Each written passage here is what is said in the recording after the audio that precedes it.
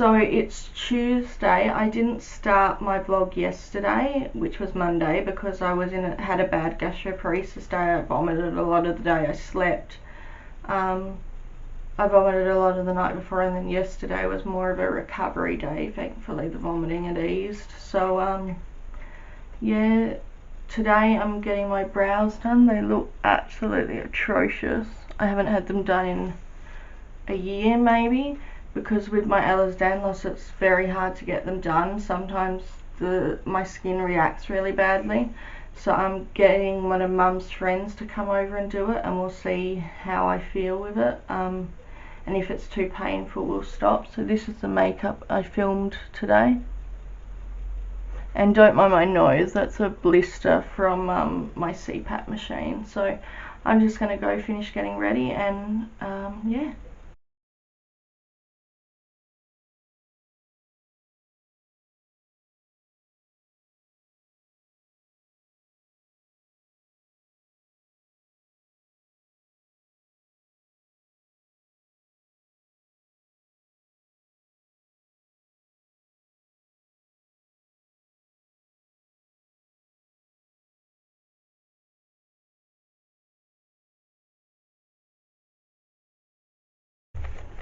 Hi guys, so it's now Wednesday. We're heading up to the hospital to go see my bladder specialist, Spinal urology team, and then we've got to go and get my CPAP machine sorted, and then if I've got time, food shopping, but I'm already a bit tired, so we'll see how the day pans out.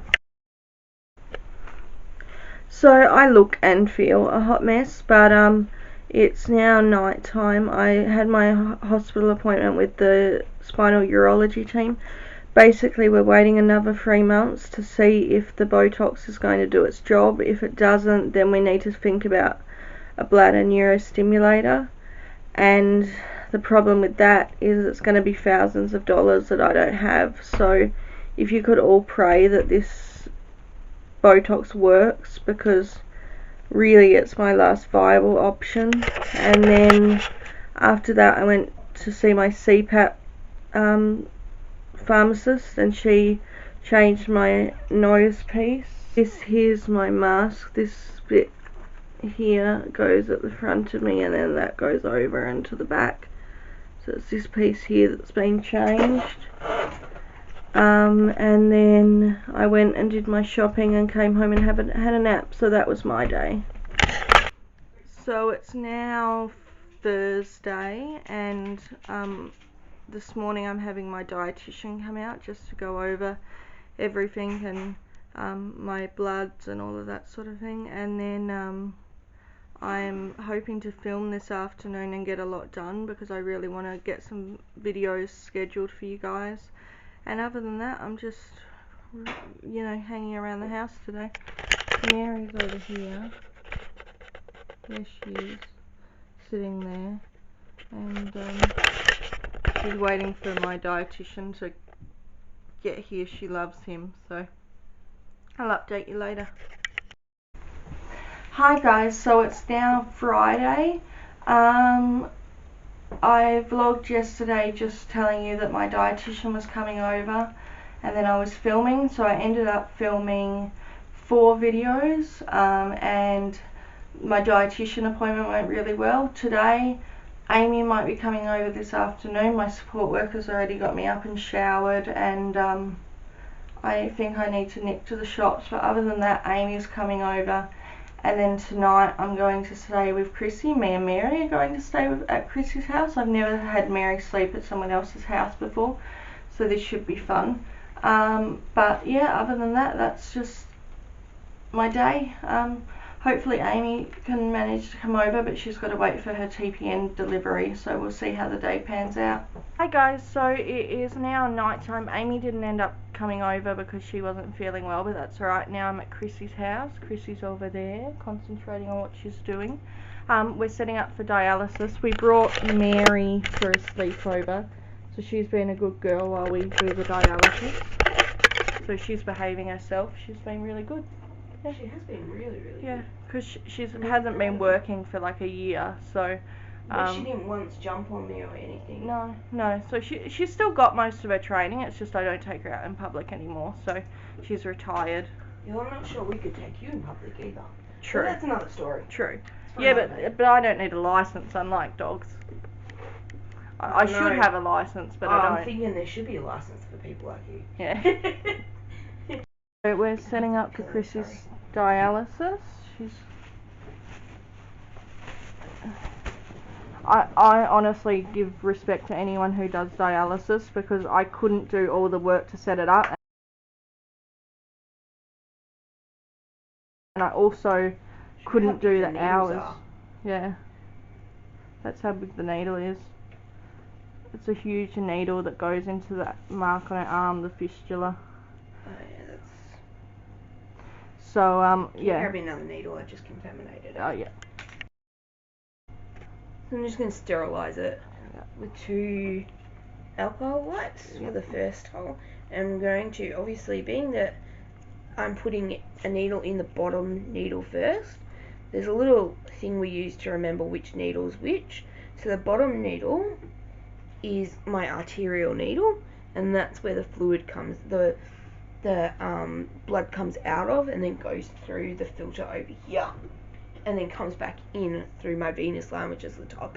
And we remember venous versus arterial because venous is blue for the sky, so that's always going to be your top needle, and arterial is red for the earth. Yeah. That's how we remember bottom and top. My fistula is quite large. It's like this big now. Yeah.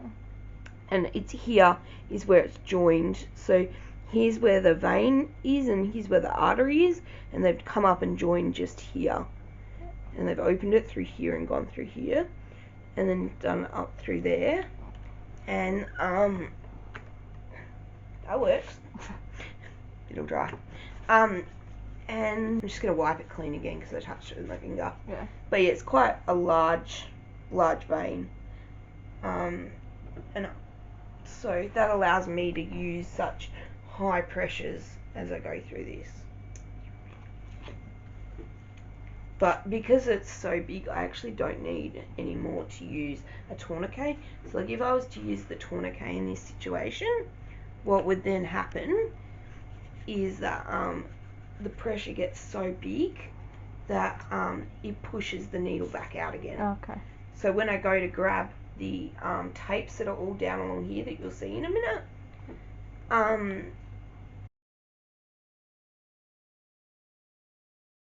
when I go to grab those, what happens is you take your hand off it for a minute, just a few seconds to grab the tape and come back. And if the tourniquet's on for me, because my fistula is so big, it just pushes the needle out, and then you have a lovely arc of an arterial. So I haven't used a tourniquet, just ignore my phone. I haven't used a tourniquet in a good 6 months. So I just I grab it by the wings so that I can still see here, because what you'll see is a pulsing of blood come up here. That's what we're looking for to know that we're in. But you put it in sort of at a 30-degree angle, and then you flatten it out once you can see the pulsing of blood. Yeah.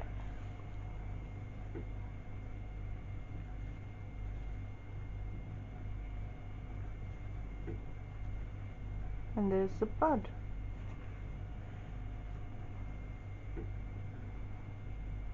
Now, I'm not allowed to touch any of this because it's very, like, you have to be trained in this, so...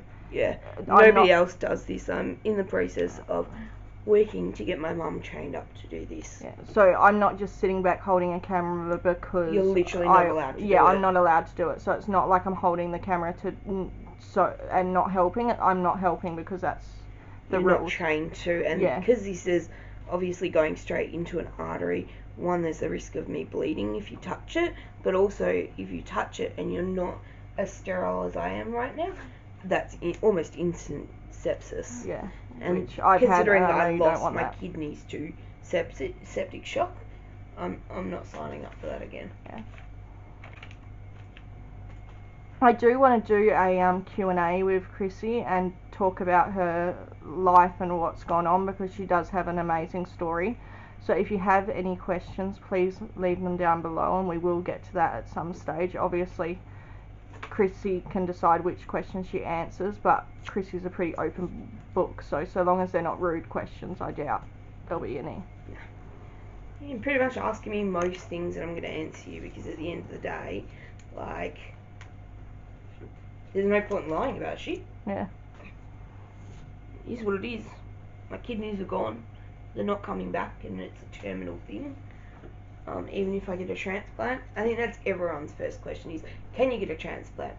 Yes, I can if I can lose 2 more kilos, but considering I've lost 35 kilos already, I don't think 2 more kilos is going to be an issue. But hold on a second. Yeah, but she can get a transplant, but a transplant isn't a cure. It's a treatment. It's not a cure. So it may give her another few years, but yeah, a transplant generally, I think they average out the transplant age at about 10 years, and you can only have 2 transplants in your life. It's very rare to be able to get a third. You have to be in extremely good health, and that's really hard to be in extremely good health when your kidneys have failed. You know, you're immune compromised. So like I picked up RSV earlier. Was it this year? Yeah, it was this year, and I almost died from it. So it was horrible. So something as simple for my nieces and nephews as RSV almost killed me, and I was in hospital 3-4 weeks. Yeah. I think for that, I don't know. I might not have been in for 3 or 4 weeks. I might have been in for less, but I had another admission straight after it, so it's kind of hard to remember. Yeah. But yeah, a cold and flu isn't a simple thing. Like if you think you're sick, don't go out in public, because people like rely Chrissy on community immunisations. Yeah. So like, you know, you don't just get your immunisations for yourself. People like me rely on others being immunised so that I can stay alive. Yeah. Essentially. So we're going to go set up the rest of her diet. Oh, no. Well, she's going to go set up. I'm ready to connect. Oh, she's ready to connect. See, that's how little I know about this. I'm like, oh, there's still more to do. No, I just dropped my pressures down, and then I'm just going to turn off my pump. So that's all stopped now. It's no longer pumping stuff around. I'm going to go clamp. And again, you'll see these are all blue for Sky, Venus. So that's my top one, and red for Earth is my bottom one, which is my arterial, Venus arterial. Yeah. What have I got? Clamp my saline.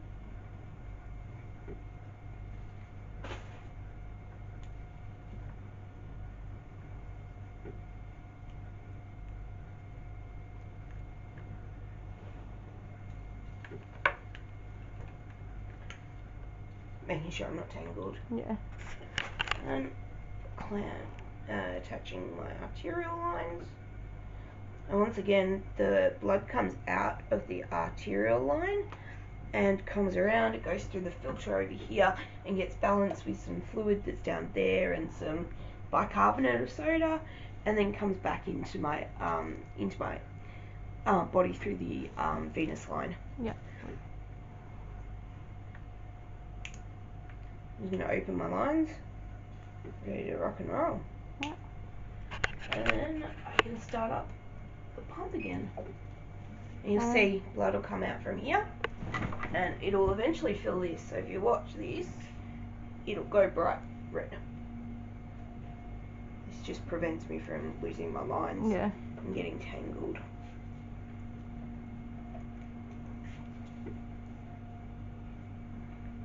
I think I have it bad with my feed machine and my CPAP, but until you watch someone with all these lines, you don't really realise how tangled you can get. Oh, you can get so tangled.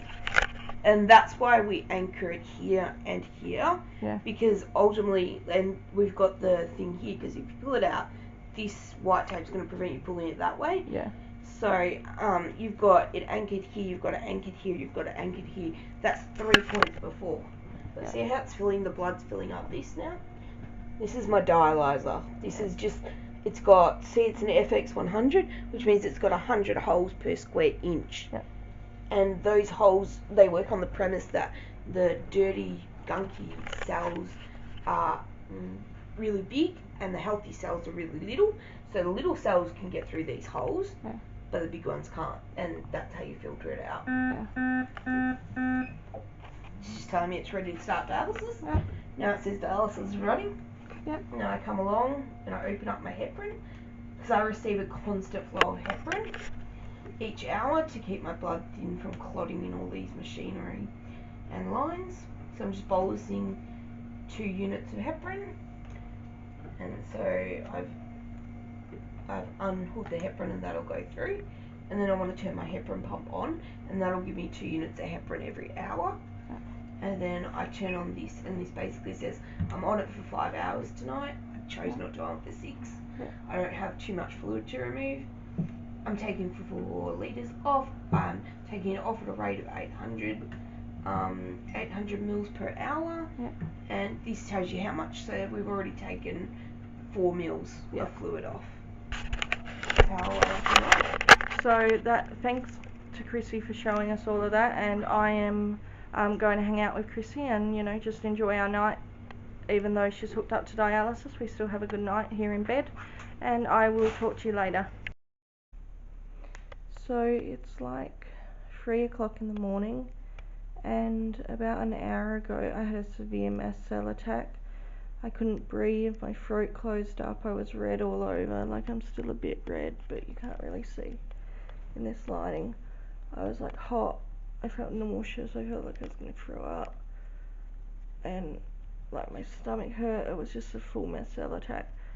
But Mary was the one that woke me up. I was asleep, and as I woke up I could feel my throat closing, and luckily I had the medication by the bed like I try to always do, and I took it, and thankfully it calmed down, and it was just really scary. I mean, like, if I hadn't had Mary, I don't know that I would have woken up, because I couldn't feel my throat closing myself. So that was really scary. I guess I should probably try and get some sleep. It's like 3 a.m.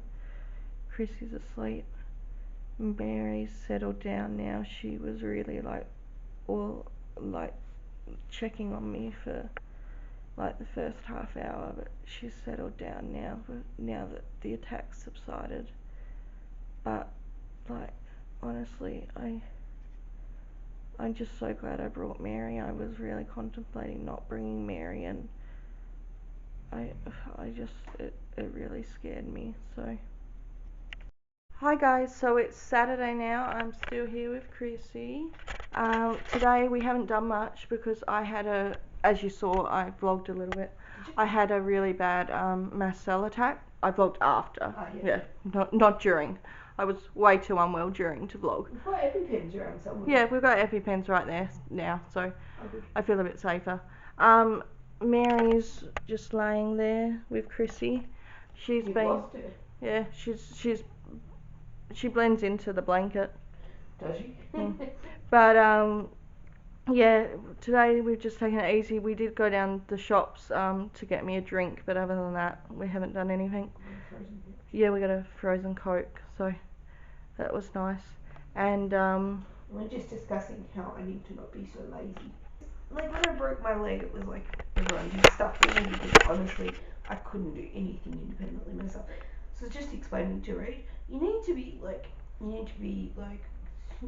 give up, do it yourself, like, you know, with me, because it's now just become a bad habit to ask before even thinking about whether I can do that. And sometimes I do it and I think, oh, that's gonna hurt, and rather than pushing through that pain and promoting some bone growth, I'm like, oh, you know, I'll just ask Mum to grab it or Rach to grab it, and it's a really bad habit because. And I think the thing is, it's starting to take its toll on me a little bit. Yeah. So we're trying to, you know. We're trying to curb it, really. Yeah. It needs to be curbed because all in all, it's just a bad habit. Yeah. It is just from the fact that my leg takes so long to heal. Yeah. Like, you know. But I drove today. Yeah. I drove again. Yeah. Only 2.5 kilometers, but okay. Yeah, so she's doing really well, so we're just going to go and hang out. I think I might do a bit of editing because this vlog needs to go up on Monday, so I need to, yeah.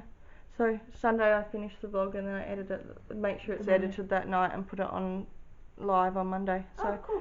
I'm going to try and get some editing done for this vlog. It's sort of weird that I'm editing the vlog but I'm talking to you on the vlog as well. That's really weird. Yeah, it's kind of weird because it's like a weekend. Yeah. So, yeah, it's strange. They're But always a week behind in your life. yeah, a little bit. So I'm just going to go chill out now. So it's now Sunday. I didn't sleep very much last night. I was really nauseous. And just overall didn't feel very good.